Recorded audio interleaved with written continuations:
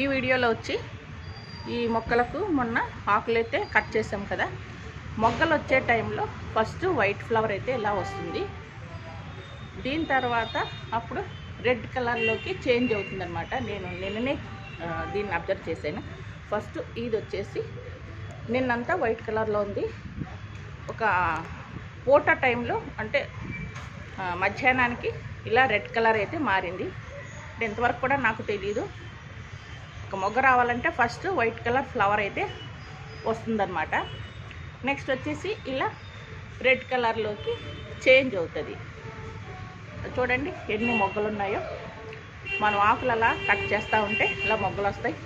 వీటిని అయితే నేను విత్తనాలకి దీన్ని దాచి ఉంచుతాను. చూస్తున్నారా, ఇలా అన్నమాట. Thank you.